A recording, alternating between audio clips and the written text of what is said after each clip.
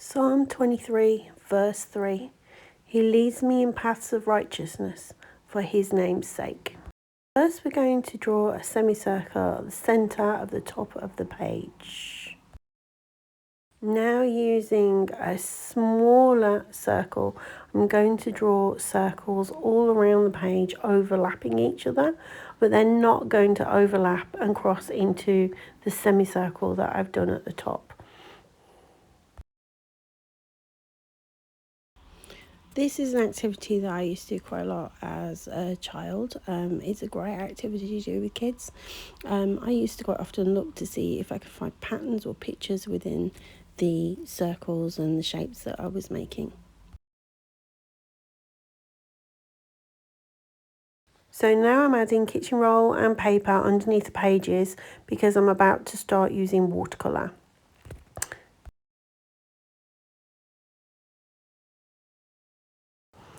Using a black pen, from the middle of the top of our semicircle, we need to draw a path to the bottom of the page. We do this twice, giving us a section of our pattern down the centre. Now, using watercolours, we're going to randomly paint some of the spaces using any colour we want on the outside sections, but we're only going to use green in our little path that we've made down the centre. So in Psalm 23 so far, we have learned that he's our shepherd and he provides for us. He makes us lie down in green pastures and beside still waters, and through this he restores our soul. So as we allow him to shepherd us, we become dependent on his guidance. He brings us rest and peace, feeding us and refreshing us, and bringing us growth and renewal.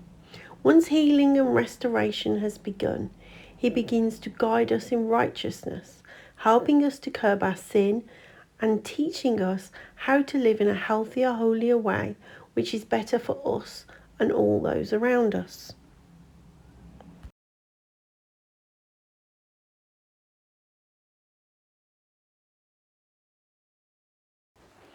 Now, God does this for us, for our own good, but also for his name's sake. We begin to live to honour him. This not only helps us to live with healthier perspectives and habits which are better for us, and then ripples throughout our lives and in the lives around us, blessing us and those around us. And brings us into alignment with him and his word. But also when we are born again, we become his representative on earth, his ambassadors. And as we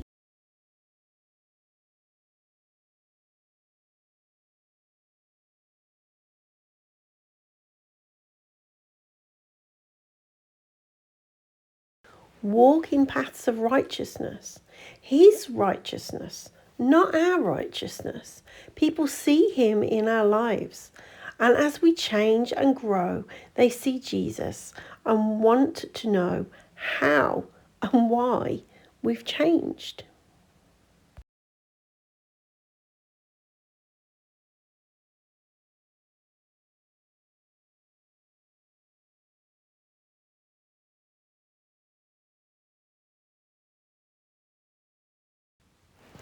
So when we are born again or saved, effectively Jesus has bought us out of slavery.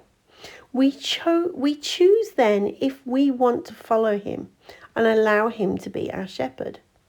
Every day we choose if we follow him or our own or others' will or opinions.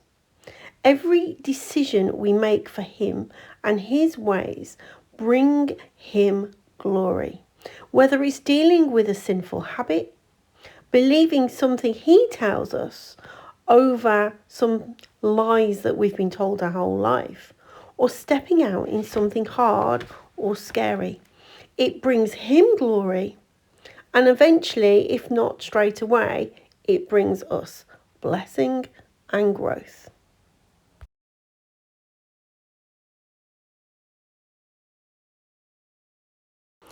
We're now going to use acrylic paint. This is my wet palette that has been living in my fridge for a while now.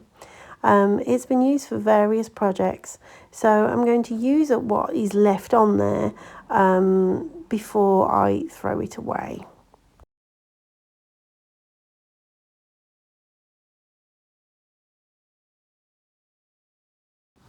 Now I'm going to move on to pencil crayons again, keeping the colours green down the centre with maybe one or two in the areas at the side, and then other colours around the outside. So in this piece we've used a multitude of colours, and I don't know whether you're aware, but all colours have a meaning biblically, spiritually and prophetically. Some have positive meanings, some have negative meanings, some can be both. So for example, grace is pink. The Holy Spirit is usually blues, and holiness is usually white. In this piece specifically, we've used green in our path coming from the top to the bottom, and that is because green stands for righteousness. So we have our path of righteousness, and then we are going to use gold in our semicircle at the top, which stands for God's glory.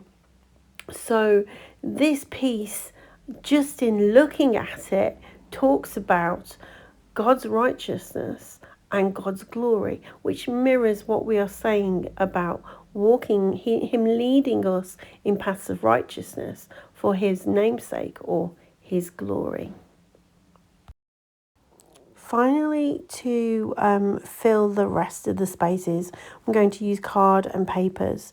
Now I'm using kitchen roll here to make little patterns so that I can then cut the card out to fit the spaces, but you can use tissue paper and tracing paper to help you as well. Use any glue that you have handy. I'm using PVA.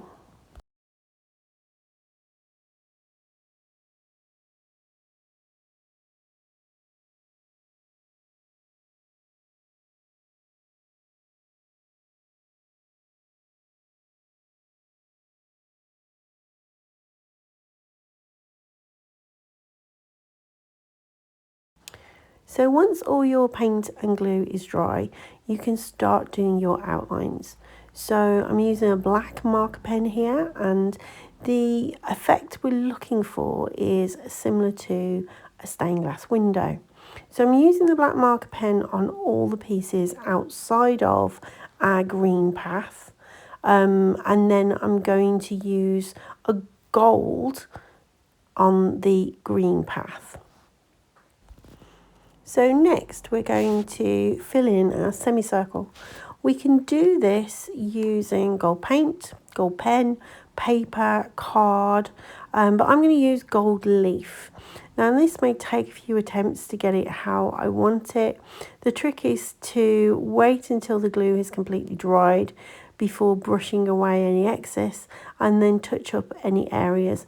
It sometimes takes 2 or 3 attempts because you might have one little bit where it's come away or hasn't stuck properly, but that's all part of the fun of it.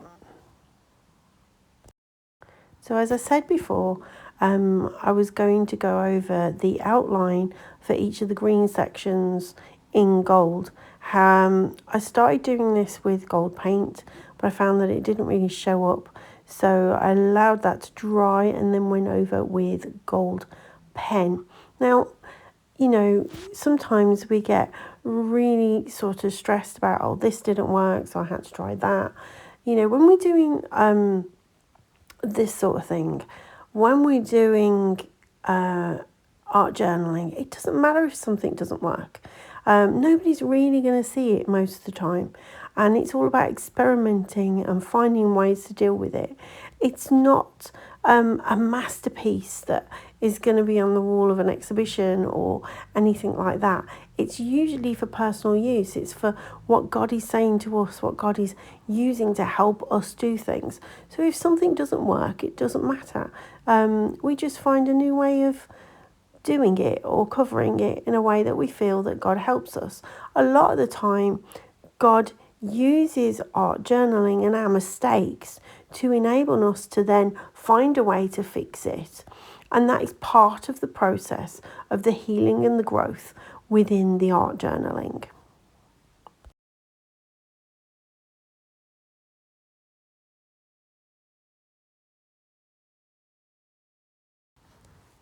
Now I'm sticking on green gems. These are leftover diamond art gems that I'm using here. These are the shiny ones, so they look like gems. And I'm only sticking them on our green path to make it more precious looking.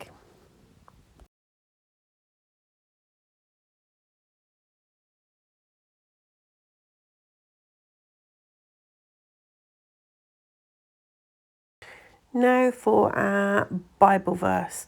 I'm going to cut this out however I feel led to, and then I'm going to place it on and stick it down.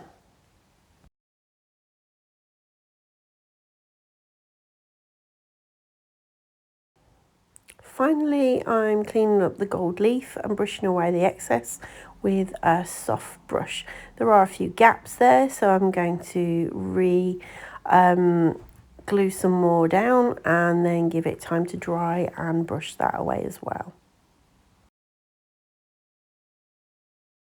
I really hope that you've enjoyed this session and it's blessed you. And I pray that you will join me again on another art journaling session. Maybe we'll get to the end of Psalm 23 soon. God bless.